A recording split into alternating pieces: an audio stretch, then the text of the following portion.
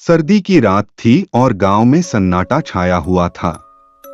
केवल हवा की सरसराहट और दूर कहीं बकरियों की आवाज सुनाई दे रही थी।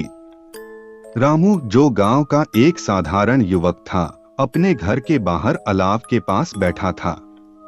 उसे कुछ अजीब सा महसूस हो रहा था, जैसे कोई उसकी निगाहों के पीछे छिपा हो। उसकी घबराहट को देखते हुए उसकी पत्नी सुमित्रा ने उसे ढांढस बंधाया। रात को गहरी नींद में खो जाने के बाद रामू को अजीब सा सपना आया। सपना एक पुराने हवेली का था, जो गांव के बाहर एक जंगल में स्थित था। हवेली का दरवाजा खुला हुआ था और अंधेरे में एक रहस्यमयी आकृति दिखाई दे रही थी।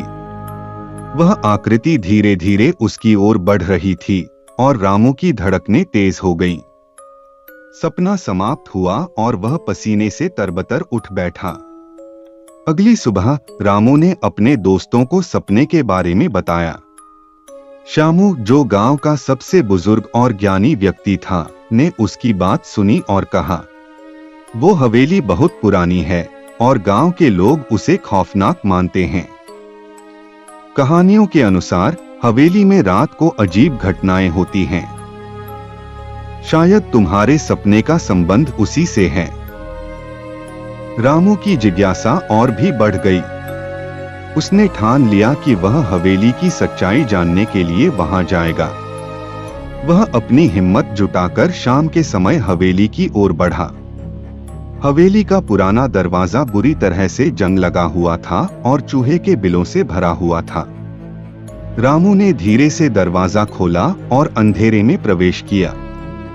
हवेली के अंदर घुप अंधेरा था, लेकिन रामू ने अपने हाथ में एक टॉर्च पकड़ी और आगे बढ़ा।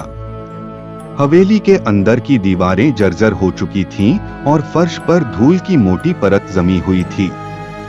अचानक रामू को एक धीमी सी आवाज सुनाई दी। वह ध्यान से सुनने लगा, लेकिन आवाज अचानक बंद हो गई।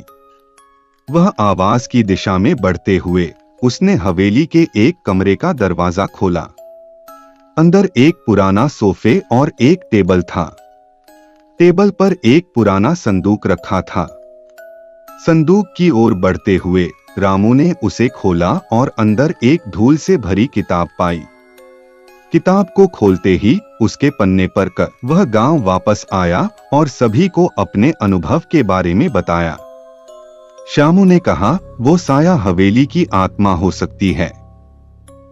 सालों पहले हवेली के मालिक ने अपनी पत्नी और बच्चों को मार दिया था और खुद भी आत्महत्या कर ली थी। उनकी आत्माएं अब भी हवेली में बसी हुई हैं।